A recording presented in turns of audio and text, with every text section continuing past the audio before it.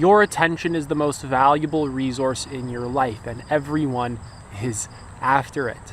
We live in a world that's highly optimized to distract you, right, and suck your energy, because your energy follows what you give your attention to. Advertisers are trying to get your attention. Right now, I'm getting your attention. Other people are getting your attention, etc. So you have to selectively choose what you actually give your attention to. Some things and some people give you energy when you give your attention to them, and other things and people just take it from you.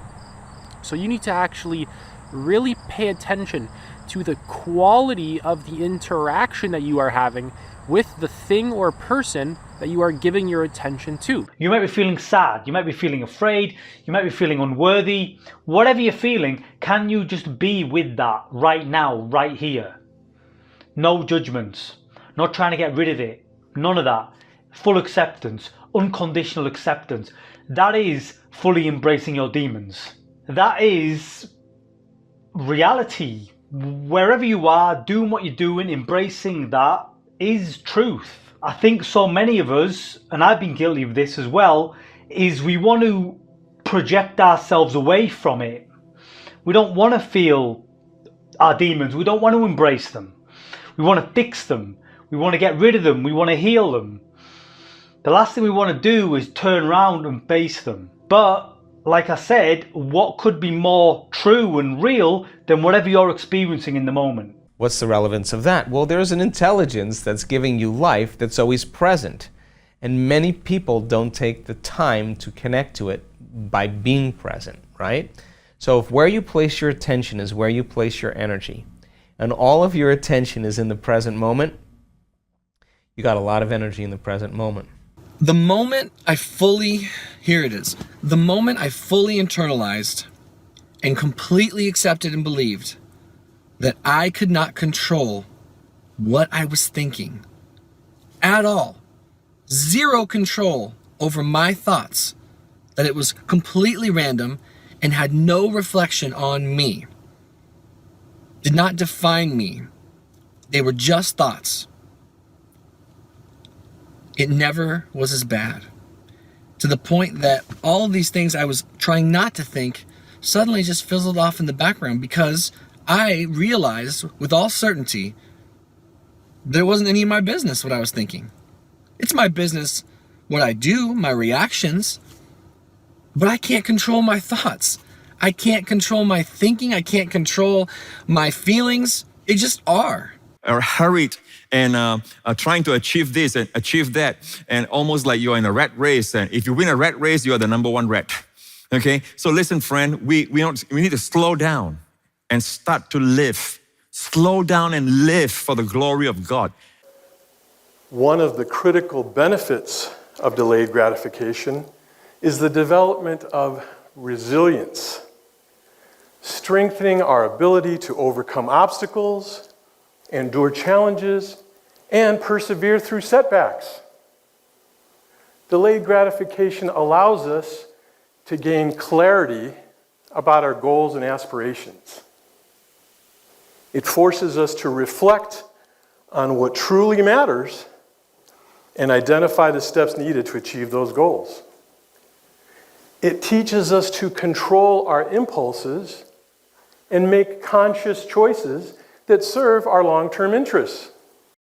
Like the muscles can be developed, your self-control can also be developed.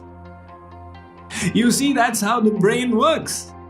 If you do mathematical activities for 2 hours every day, the portion of your brain that is required for math is getting engaged on a daily basis.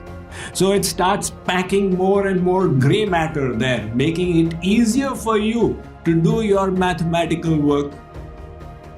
If somebody is doing juggling on a regular basis, that portion of the sensory motor region required for juggling is getting engaged, and it gets packed with gray matter. That's the nature of the brain. So the willpower can also be enhanced by practicing it. What's the relevance of that? Well, there's an intelligence that's giving you life that's always present. And many people don't take the time to connect to it by being present, right? So if where you place your attention is where you place your energy, and all of your attention is in the present moment, you got a lot of energy in the present moment. So basically, the insight is that if your subconsciousness turns making sense as its main priority, as its main core value on a subconscious level, if it takes making sense as its core value rather than money or relationship or family or whatever, not only will it allow you to achieve anything you want more easily, and any value you already have will be more fulfilled more easily, but it will give you the ability to rise above any conflict you have experienced in your life, and will turn all the dissonance into a drive to understand and be able to cope with these feelings and these conflicts in a way that will turn your life upside down and make you grow like crazy. Seeking isn't something that can actually happen. It's a promise of a future that can never come. It's a reaction to a thought that causes us to form further thoughts and then follow the thought chain down the line, which is really just another form of avoidance. So have belief you have these gifts. You're one with God now. You're one with Jesus. You have a new mind. Be transformed. Walk as if you are one with God. Stop trying to earn it. You can't earn it. Stop. Stop thinking you have to follow these rules. You're under grace. There is no more condemnation. You will stop caring what other people think about you when you have something more important to care about. When you have something worth being embarrassed over. When you have something worth being ridiculed for. When you believe in something so intensely that it's so important that if you're willing to lose friends or the respect of your neighbors, that's when you stop caring what other people think. And the irony of this, of course, is that that is the moment that everybody starts respecting you. Here's the key to success and the key to failure. We become what we think about. Now let me say that again. We become what we think about. Throughout all history, the great wise men and teachers, philosophers and prophets have disagreed with one another on many different things. It's only on this one point that they are in complete and unanimous agreement. So when we make the choice to start living more conscious lives, more peaceful lives, more loving lives, we have to make a very definite choice to walk away from the past. And it's not to say that the past never happened, that it never impacted you, because it did. Of course it did. And it helped shape who you are today. But we do have the power and we have the choice to decide what we bring forward with us and what we don't. We can bring the learning and we can bring the experience and the knowledge and the decisions to make better decisions through with us, but we don't need to carry the pain and the trauma and the regret and the disappointment and the anger and all of the negative emotions that we carry around with us. So when we decide to let the past go and to step into today, here now, with the person we are today, with the choices available to us today, we have to stop and let go of the past. And that does require a conscious choice. Stop trying to fix yourself. Stop trying to fix your reality. Stop trying to fix your past. Stop trying to fix your unworthiness. Stop trying to fix your non-fulfillment. Stop trying to fix your unbelief or your disbelief. Stop trying to manifest it and change your 3D circumstances or manifest it in time and space in those 3D circumstances. Instead, be it. Being is believing. Being is it. When you stop trying to manifest it in time and space, when you stop trying to change the circumstances, and you decide who you are, well, being is believing. Being is absolute faith. That's the only action that matters. It's the ultimate stated verb. Remember, I am's a verb. Right? I am's a verb, but it's a verb to be. But it's also a state of being. That's the paradox. That's the action. right? It's the only action that matters. And then rest in the end of being that which you desire to be. Sorcerers are not only concerned with understanding and explaining that connecting link, but they are especially concerned with cleansing it of the numbing effects brought about by all of the concerns of living at ordinary levels of consciousness. Very important and powerful words to consider. And a contraction and an expansion. And I would say that the basic life feeling is one of expansion. People that are really engaged in their lives, that are living lives fully, and that are creative in their lives and are doing things that they want to do, they feel so much expansion, right? But again, there's always contraction and then expansion. So as they learn to tolerate this, as they learn to befriend this or tolerate this, then they learn to befriend this and then to embrace this and then to be taken by this, to be led by this. Contraction, expansion, contraction, expansion. So when we're really relaxed, at a very simple level, we're not contracting. Okay, when you contract, it's like you prevent energy from getting to parts of you. Now, if you think that your body, which is where we locate relaxation in the body, your body is a reflection of your energy. Your life is also a reflection of your energy. All the different aspects of you are a reflection of your energy. So if you're simply tense or stressed, or, you know, when you get into that really busy doing thing, it's like there's a sort of around it. It isn't an expansive feeling. It is just like a kind of contracted feeling. So you're literally closing down your access to your most powerful resource, because the energy, the life force, is where all the messaging, all the coding, all the instructions, all the downloads, all the upgrades, all the ideas, all the solutions, all the future, everything is in the energy. And from the energy, it becomes physical. Well, what I've learned is, you know, you can't control your thoughts. Your thoughts are always going to be percolating in your mind, but you can be in charge of them. So I'm in charge of my thoughts, and my thoughts generate my feelings, and my feelings generate my actions. Laughter. Laughter without love is cruel. It's mean. It takes families apart. It has caused wars, you know. Laughter can be cruel, but laughter with love is joy and happiness. So what are the things that are in our control? What are the situations and experiences that we face in our life and which are in our control? Well, if you face a bad time, if you face a stressful situation because of your own faults, because of a mistake that is within yourself, then you can change it. Because we own our mistakes. We are the owners of our mistakes, and the mistakes can only be changed by ourselves. No one can change that. Someone can advise you, someone can show you the path, but no one can make it correct than you. So what you have to do, you have to change the situation. If it is your mistake, correct it. If it is your fault, then do something about it to change that situation.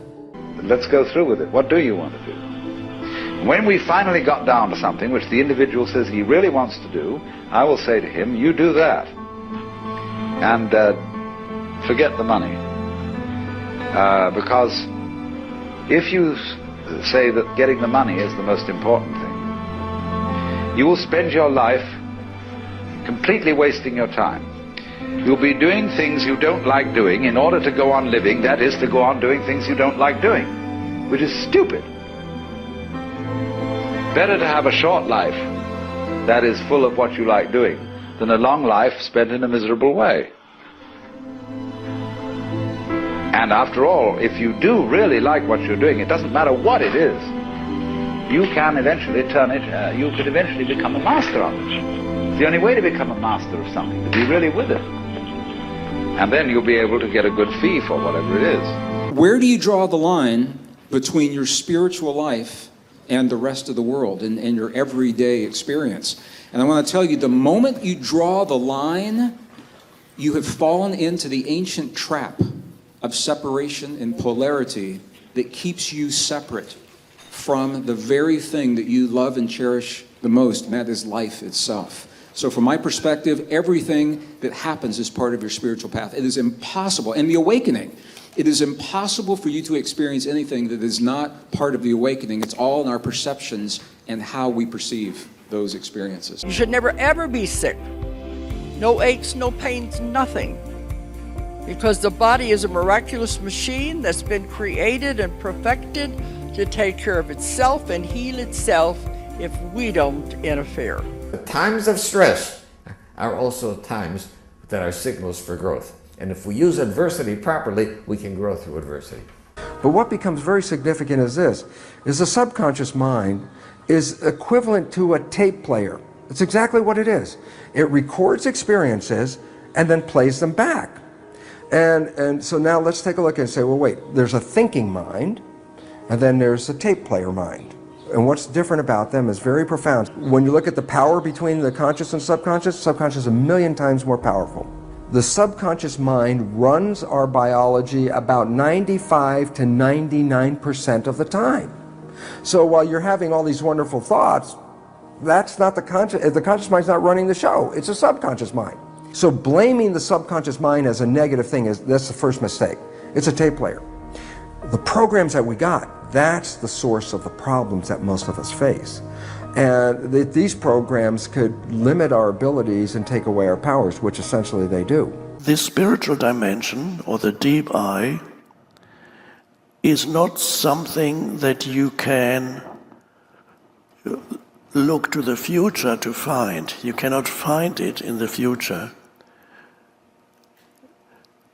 So as a spiritual seeker, the fact that you are a seeker already implies that you won't find it. You see, you have tried so many ways to please others, to get recognition, to gain any sense of worthiness. And you hold on to the hope that one day you will get there, that you will be enough. But that day will never come. And that is the problem with that belief, is that it always puts that into the future. It always puts that fulfillment, that freedom, that peace, that love, that happiness on the other side of something that you need to do, that you need to become, that you need to accomplish before you can just be it. And you see, that's why the only thing that you can do is accept yourself, to love yourself as you are, as God made you to be, as life created you to be. And that is the one thing that we are not taught in life, to love ourselves, to accept ourselves, because that would be selfish. But it's not selfish. It's self-sourced.